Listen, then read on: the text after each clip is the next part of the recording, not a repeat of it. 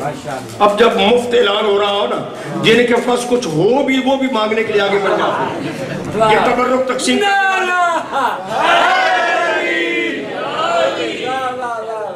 تبرک تقسیم کرنے والوں کو زیادہ تجربہ ہوتا ہے. جی حاجی صاحب، پہلے ہی بغل میں 2 شاپر ہو نا، کہتے ایک میرے بچوں کے لیے یار دے دے، مجھے نہیں پہلے مل سکا. جی چاہے وہ گھر میں جا کے ضائع ہو جائے لیکن لے ضرور لینا. اب جن کے پاس تھا وہ بھی دروازے سلیمان نبی کے پاس پہنچے. اللہ کے نبی اتنے پیسے درکار ہیں، اتنی گندم درکار ہے، اتنا فلاں مال درکار ہے. نہ نبی سے ٹھٹلاتے، نہ اسے تانا مارتے کہ تیرے پاس تو پہلے موجود ہے، اب مانگنے کے لیے کیوں آ گیا ہے. وہ سوچتے تھے کہ جیسے میں نے اللہ کا سائل بن کے اللہ سے یہ سب کچھ لیا ہے، یہ سائل میرے دروازے پر آیا ہے. جیسے اللہ نے مجھے محروم نہیں کیا، ویسے میں ان کو کیوں محروم کروں. ہر آنے والا آتا طلب کرتا، اللہ کے نبی دیتے، اور لوگوں نے عادت بنا لی. اگلے دن پھر دروازے نبی. وہ نبی کل والی چیزیں تو ختم ہو گئی، اب پھر اور عطا فرما دے. نبی جانتے تھے کہ یہ بعض لوگ فریب کرتے ہیں، دھوکہ دیتے ہیں، تانا نہیں مارتے، ان کا اپنے دروازے سے رد نہیں کرتے. مانگنے والا جو مانگتا اللہ کے نبی دے دیتے. اس کریمی سلیمان نبی کا تذکرہ فخر کریم علی ابن ابی طالب کے سامنے ہوا. یا علی، سلیمان نبی کتنے بڑے سخی تھے، کتنے بڑے کریم تھے کہ تاریخ نے بتایا کہ ایک ایک سائل کئی روز دروازہ نبی پہ جا کے سوال کرتا. اللہ کا نبی نہ اسے دھتکارتا، نہ پہلے دیوے مال کا تانا دیتا. جو مانگنے والا مانگتا اللہ کے نبی اسے عطا کر دیتے. ماشاءاللہ، کتنے بڑے سخی تھے، کتنے بڑے کریم تھے. آپ کر میرے مولا فخر سلیمان نے مسکرا کے فرمایا یہ کریمی نہیں ہے، علی کی نگاہوں میں سخاوت نہیں ہے.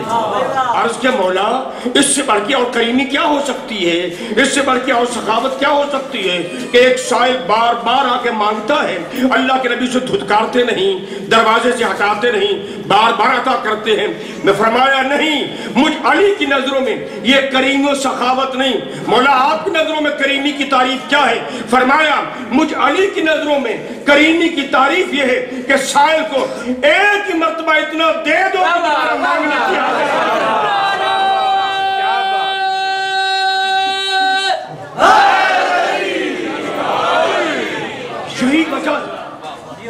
یہی وجہ ہے کہ میرے مولا کائنات گزر رہے ہیں. وہ صوفیوں کا گروہ، صوفی ہم مسلمانوں میں بھی گروہ ہے. آپ اٹلی میں رہنے والے ہیں، عیسائیوں کے بارے میں تو آپ جانتے ہیں کہ ان میں باقاعدہ گروہ ہے جو دنیا داری کو چھوڑ کر رہبانیت اختیار کرتے ہیں.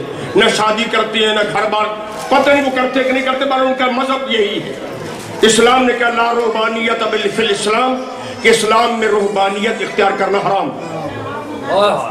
گھر آباد کرو، بیوی بچے رکھو، ان کی ضروریات بھی پوری کرو، اور اس انداز میں دنیا رہے کہ دنیا بھی آباد رہے، مالک کا دامن بھی ہاتھ سے چھوٹنے نہ پائے. ماشاءاللہ گزر رہے ہیں میرے مولا کائنات جنگل بیابان میں صوفیوں کا گروہ، اور ان کا نظریہ یہ ہے کہ دنیا کے دھندے چھوڑ دو. اپنے دنیا کو ترک کرنے کے بعد جنگلوں میں، بیابانوں میں، وہاں نہیں جا سکتے تو مسجدوں میں اللہ کے گھر میں بیٹھ کر اتنی اللہ اللہ کرو، اتنی تسبیح خدا پڑھو، اتنا ذکر خدا کرو کہ تمہارا دل بھی اللہ اللہ بولنے لگ جائے. ماشاءاللہ یہ پورے صوفیائی نظریے کا خلاصہ میں نے آپ کی خدمت میں 2 لفظوں میں پیش کیا. وہ اللہ اللہ کی صدا لگا رہے تھے. میرے مولا کائنات گزرے، حضرت ان کو دیکھا کہ سر جوڑے اللہ اللہ، یہ شاید آپ نے کئی صدائیں سنی ہو، اللہ اللہ کی آوازیں بلند ہو رہی تھی. میرے مولا کے بڑھتے ہوئے قدم رکے. صوفیوں کے سردار کو بلا کے میرے مولا نے پوچھا یا رئیس الصوفیاء ما اصول حیاتکم، تم جنگل میں بیٹھ کر اللہ اللہ کی صدائیں بلند کر رہے ہو، جبکہ یہ پیٹ روٹی مانگتا ہے، بدن لباس مانگتا ہے، سر چھت مانگتا ہے، باقی فطری تقاضوں کے علاوہ بنیادی طور پر روٹی کپڑا مکان تو ضروریات زندگی میں سے ہے. اس کو کمانے کے لیے محنت کرنا پڑتی ہے، رزق حلال کے لیے ٹھوکریں کھانی پڑتی ہیں. تم اللہ اللہ کر رہے ہو، تمہاری زندگی کا اصول کیا ہے؟ گال سمجھ آئی گی؟ تمہاری زندگی کا اصول کیا ہے؟ صوفیوں کے سردار نے کہا یا علی اصول حیاتنا اذا وجدنا اکلنا اذا فقدنا صبرنا. مولا ہم نے زندگی کا یہ اصول بنا رکھا ہے، مل جائے تو کھا لیتے ہیں، نہ ملے تو ہم صبر کرتے ہیں. صوفیوں کے سردار نے آپ کر میرے مولا کو یہ جواب دیا کہ آقا مل جائے کھا لیتے ہیں، نہ ملے صبر کرتے ہیں، یہ ہماری زندگی کا اصول ہے. کائنات کہ رئیس الفقراء امیر نے کہا، اس لیے ہاں رئیس الفقراء امیر نے فرمایا، اس لیے کہ یہ اس کے سامنے زانو میں تلمستہ کرتے رہے جو نبی فرمایا کرتا تھا الفقر فخری. علم میرا فخر نہیں ہے، شجاعت میرا فخر نہیں ہے، عبادت میرا فخر نہیں ہے. پیغمبر فرماتے الفقر فخری، فخر میرا فخر. امیر نے یہ بات سنی صوفیوں کے سردار کی. بات کیا تھی؟ مل جائے کھا لیتے، نہ ملے تو صبر کرتے. میرے مولا مسکرائے. صوفیوں کا سردار کہتے ہیں مولا معلوم ہوتا ہے ہمارا اصول آپ کو پسند نہیں آیا، حالانکہ کتنا اچھا اصول ہے، مل جائے تو کھا لے، نہ ملے تو صبر کرے. جناب امیر نے بڑا عجیب جواب دیا، فرمایا اے صوفیوں کے سردار یہ کام تو وہ جانور بھی کرتا ہے جو گلیوں میں پھرتا ہے. بیٹھے ہو تو گئے.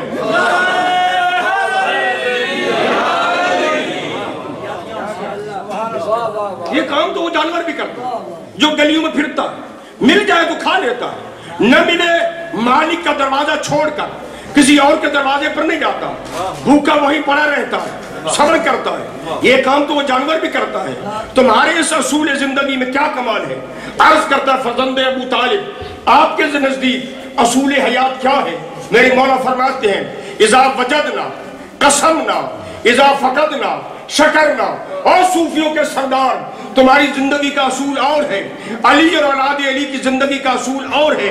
ہمارا اصول یہ ہے کہ اگر نہ ملے تو ہم شکر خدا ادا کرتے ہیں، مل جائے تو مخلوق خدا میں تقسیم کرتے ہیں.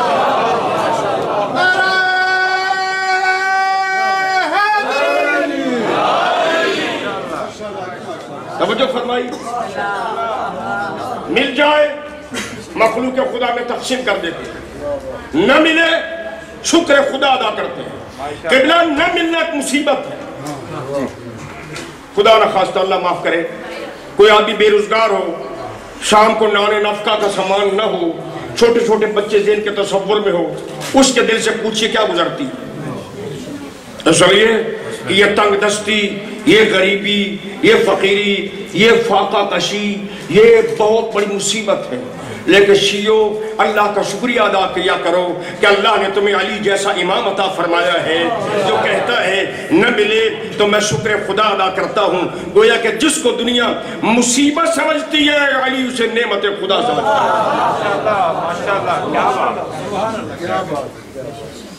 عرض کر رہا تھا کہ قرآن کا وارث بعد از رسول، پہلا تو وارث رسول ہے جس پر یہ قرآن نازل ہوا، جو قرآن کی ایک آیت کو بیان کر سکتا اور بیان کرتا رہا نبی، اور اس پر عمل کر کے دکھاتا رہا.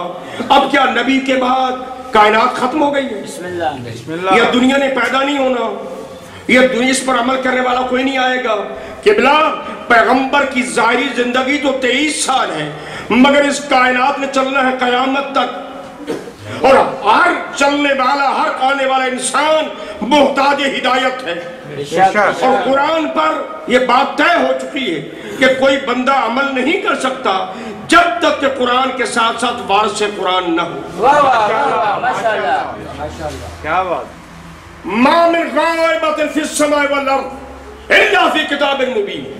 قرآن کہتا ہے کہ دنیا و زمین و آسمان کی کوئی ایسی چیز نہیں ہے جو غائب ہو یا حاضر، سب کا ذکر قرآن میں موجود ہے. بسم اللہ بسم اللہ. پھر قرآن کہتا ہے ولا رطب ولا یابس الا فی کتاب مبین.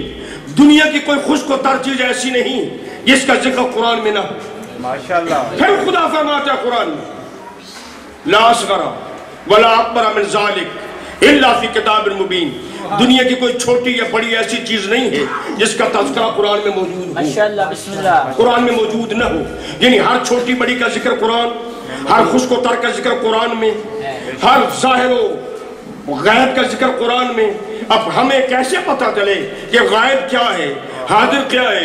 یہی وجہ ہے، وارث قرآن کو چھوڑنے کا نتیجہ ہے کہ آج تک دنیا 1400 سال سے جھگڑ چل رہی ہے کہ وارث قرآن نبی خود غائب جانتے تھے یا نہیں، حاضر تھے یا نہیں، وہ غریبوں کی مدد کر سکتے تھے یا نہیں. میں نبی کی بات کر رہا ہوں، کر سکتے تھے یا نہیں، چھوٹی موٹی باتوں کو جانتے تھے یا نہیں، غائب و حاضر کے عالم تھے یا نہیں، اصغر ولا اکبر کا عالم تھا یا نہیں. خود خدا نے قرآن میں ارشاد فرما دیا ثم اورثنا الکتاب الذین اصطفیناہ من عبادنا، ہم اس کتاب کے وارث وہ بنائے جن کو ہم نے مصطفیٰ بنایا. خالق مالک مصطفیٰ کون ہے؟ تو خدا سورہ یاسین میں فرماتا ہے وَكُلَّ شَيْءٍ أَحْصَيْنَاهُ فِي إِمَامٍ مُبِينٍ. جس طرح قرآن میں ہر چیز موجود ہے، وارث قرآن بھی ہر علم کا عالم بن کے آیا.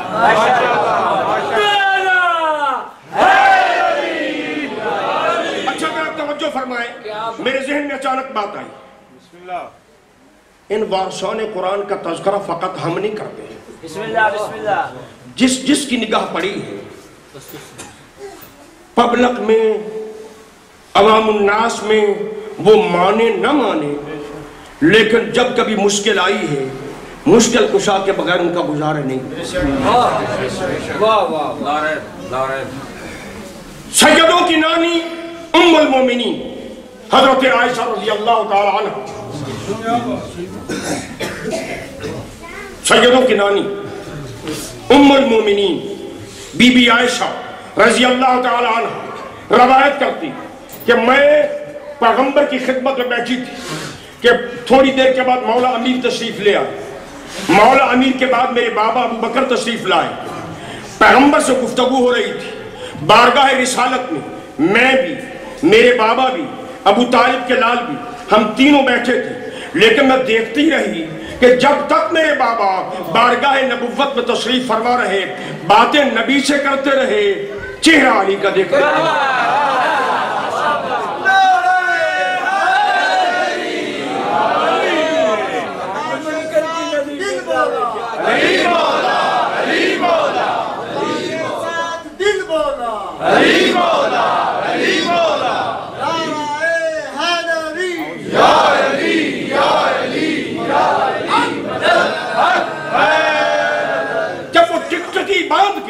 میرے بابا پاک پیغمبر سے گفتگو کرتے ہوئے چہرہ علی پہ اپنی نگاہیں باندھے رہے، میں بڑی متعجب ہوئی. جب گفتگو ختم ہوئی میرے بابا اٹھنے لگے تو میں نے کہا بابا ایک منٹ میری علیحدہ بات سن. کہو بیٹی کیا کہنا چاہتی ہو؟ میں نے عرض کیا میرے بابا، میرے ماں باپ آپ پر فدا ہو جائیں، آپ جتنی دیر بارگاہ نبی میں تشریف فرما رہے باتیں رسول سے کرتے تھے، لیکن آپ کی نگاہیں چہرہ علی پہ رہی. اس کی وجہ کیا ہے؟ کہا بیٹی تو پیغمبر کی حدیث بھول گئی ہے، یہ بھولنے والی عادت چھوڑ دے، یہ بھولنے والی عادت چھوڑ دے.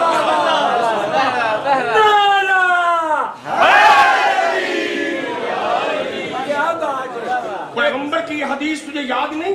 نبی نے فرمایا تھا النظر الی وجہ علی ابن ابی طالب عبادت، چہرہ علی کا دیکھتے رہو عبادت خدا کی ہوتی ہے.